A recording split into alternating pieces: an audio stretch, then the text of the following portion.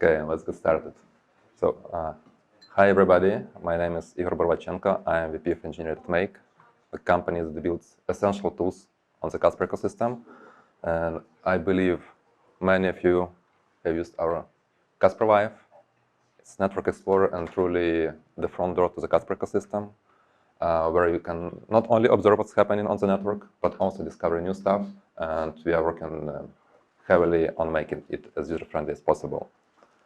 Many of you also probably used our Casper Wallet. It's a cross-browser blockchain wallet that works not only in Chromium browsers, but also on Safari, Firefox, and Microsoft Edge. The mobile version is coming soon, and it will also be cross-platform from day one. And as somebody who's seen it in development, I can tell you it looks beautiful. And yeah, speaking about wallets, so if you're a developer and you already feel anxiety anticipating all those integrations with multiple wallets with different APIs, Casper..click is going to solve it for you.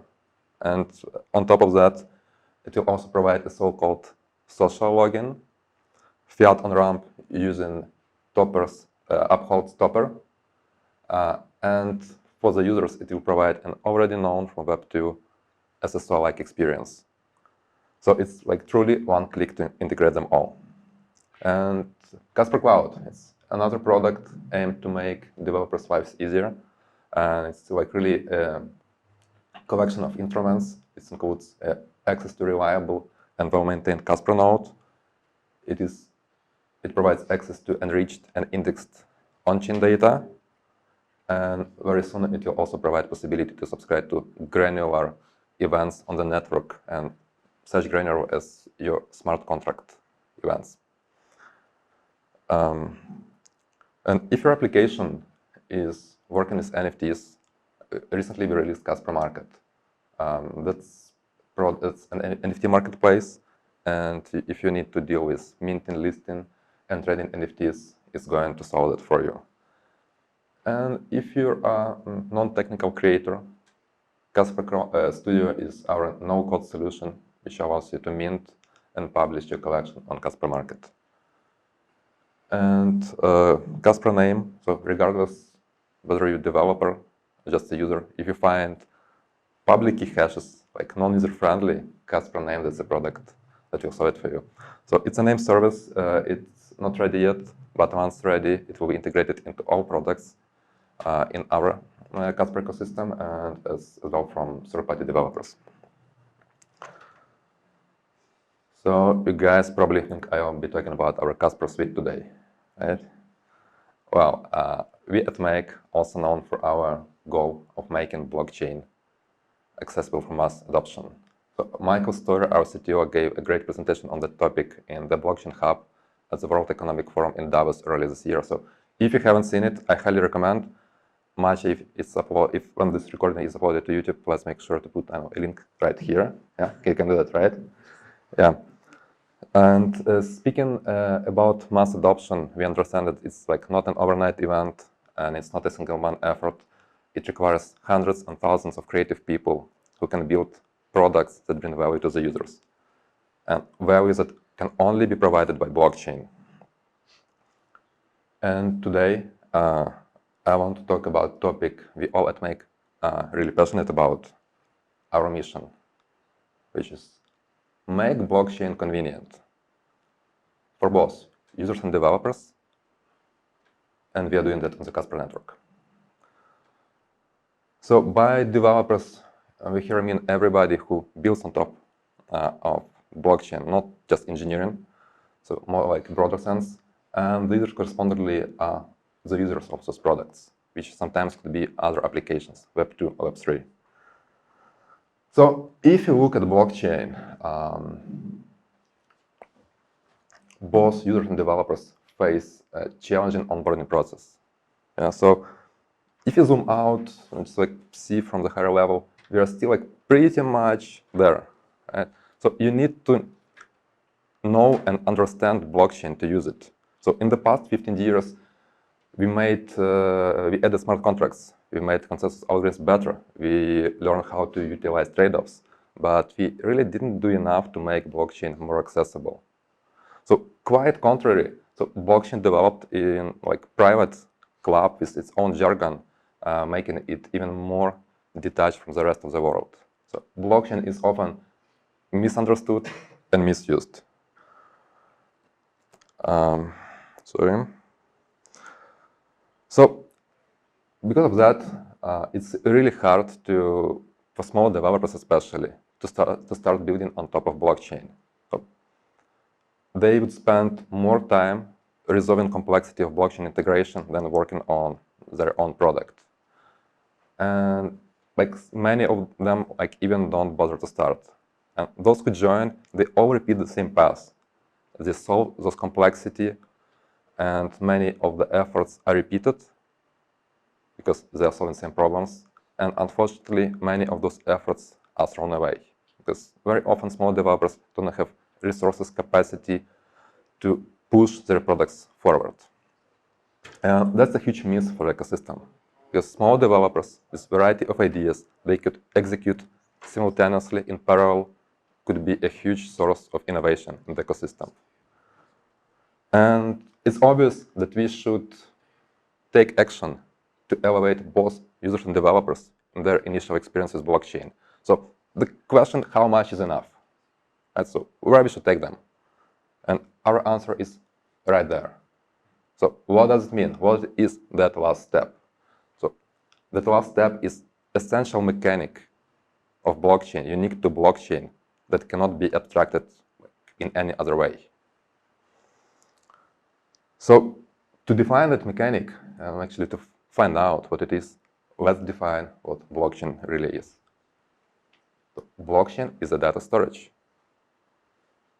that provides data we can trust. So that's a quite generic definition, but it highlights two important parts. The first one is the data storage. The second one, it provides access to the data we can trust. And the second part defines blockchain, defines how it is different from other storage solutions. And it's not like traditional storage solution cannot be trusted. So they are reliable. They do not change your data randomly. At least they shouldn't. But it's about the environment they are operated in. Right? Because the company that controls the data storage may edit it, right, for whatever reasons. A malicious employee of that company can edit the data. An API error can edit the data. You ordered one pizza, because of an API error, you ordered 100. It happens. And the trust blockchain provides is something I experienced myself. So when we deployed Casper Market to our internal day environment for the very first time, so we started a bidding game on an item. Like whoever bids the most wins. Like a silly game developers do sometimes. And at that point, I realized that as a developer, I cannot just go to the database, edit the value, and say, hey, I won. It's not possible with blockchain. I had to comply with smart contracts, and I didn't allow that. And trust is like the most beautiful property of blockchain, and that's like the reason why businesses should use blockchain to provide trust where it is valuable to their users. So, what is that unique mechanic we all need to learn about blockchain? To answer the question, let's make a comparison with the internet. So everybody knows how to use internet, right? So everybody knows its request-response mechanic. You make a request, you wait, you receive the response. If your page doesn't load or loads too slowly, we start checking our Wi-Fi, internet connection, etc. And what's interesting, the majority of the internet users, they don't know the technology that makes it possible. They know nothing about web service, about networking protocols, about hardware, etc. All the technology that makes it possible. But they still understand that one mechanic because it's natural, it's essential for the internet. You make a request, you wait for the response. So let's think about blockchain.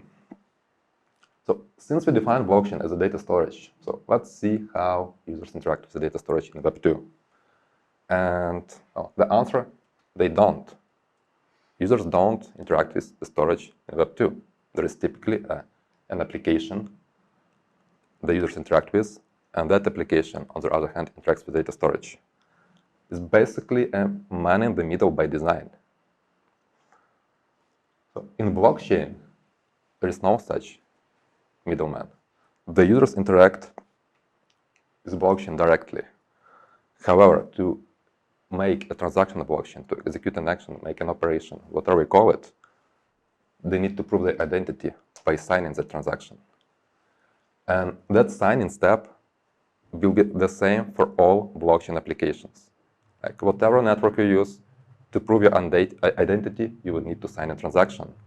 And it is needed to ensure trust, to make sure that the request was originated by the requester it claims to come from.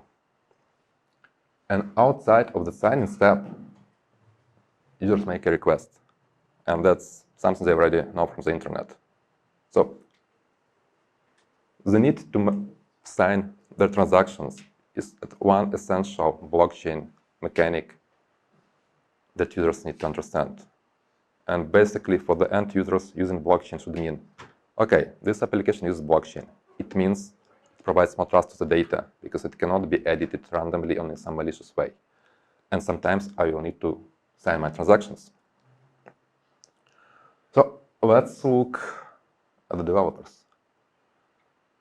So in software development, the interaction with storages is quite simple for different clients of storages. So like you store some data and later you can retrieve it. And the same pattern, we have the same pattern for different storages. For relational databases, for columnar databases, document-related databases, caches. You store data, later you can retrieve it. And what's interesting with traditional databases, typically when you learn about new solution, you would see examples how to store and retrieve data. That's, let's say, like hello world of storage solutions. If you look at a relational database, you would read about tables, columns, how the SQL language that would allow you to insert the data, select, update, and so on. In blockchain, it's quite the other way around. So we learn the internals, we learn how blockchain works before we understand how to use it. And how do we actually use blockchain? How does one integrate blockchain in their application? So let's translate that example to blockchain. So the very first difference, now those are the users who make changes, not the application. The second difference, the changes are executed on-chain, not by the application. It's not the application who tells, please store that piece of data here and there. And that's needed to ensure trust, right? Because the changes come from the original requester and nobody else can provide the results of execution. So since the application does not initiate changes and it does not execute them, how does it know about those changes? So the application has to observe them on chain. And by observe here, I mean it's like various kinds of channels. Maybe they can like use SSC, WebSocket. They could pull the data from the network. Look, I left the below database icon right here because like in many applications, it will happily coexist with its on-chain counterpart. So there would be on-chain and off-chain logic, and that's okay. On-chain logic provides more trust. Off-chain, we like go the old way. And wow, like that's essential mechanics for blockchain for developers. Is that what we need to teach developers that come to the ecosystem? So they need to write smart contracts on their on-chain logic, and two, they need to have possibility to observe it in their off-chain part. And such whole world example of blockchain would give a great start because developers would easily learn it and later extrapolate such an example into their application. So we kind of came to two essential mechanics that are essential to blockchain. For users, it means they would need to sign their transactions to prove their identity. And for developers, blockchain means that they do not initiate changes directly, they don't execute them, but they need to observe them. So they provide on-chain logic, and they need to have ways to observe it. So guess what? Some of the products that I mentioned at the beginning aim to solve those exactly two problems. And the rest of the products we're working on aim to solve the related issues, complementary issues coming related to blockchain integration. So let's imagine Alice. Alice, she is a software developer who wants to use blockchain in her application. So she had a cryptography class at school, but it doesn't help her. She doesn't know where to start. And imagine Alice is lucky to learn about Casper, where she can use Casper Cloud, our middleware layer that first of all provides access to reliable and well-maintained node. So I know in theory you can take any publicly available node on chain, but when you're making business, you cannot rely on something you know nothing about, because in like some critical situation that node may just go down. You don't know who operates it, who maintains it. In Casper ecosystem, Alice is also lucky enough to have Odra framework, smart contract, developed by Maciej and his team. And with Odra, she can write her own chain logic in object-oriented style, which probably already known to her. And what's nice about the Odra framework, that out of the box it provides possibility to emit contract-level events in Casper event standard. And what's nice about Casper event standard that our Casper Cloud middleware processes those events natively. So Alice will be able to write her on-chain logic in a known to her way. She will be able easily to connect and listen to changes that initiated by her on-chain logic in her off-chain application using real-time subscription via WebSocket to Casper Cloud. And if Alice's application needs access to the data generated outside of her application, she can use Casper Cloud API that handles it for her. So far, Alice has been able to implement her backend integration with blockchain, knowing very little about Casper Network and knowing very little about blockchain. So she doesn't need to know the block structure, the deploy structure. So it's non-essential to start.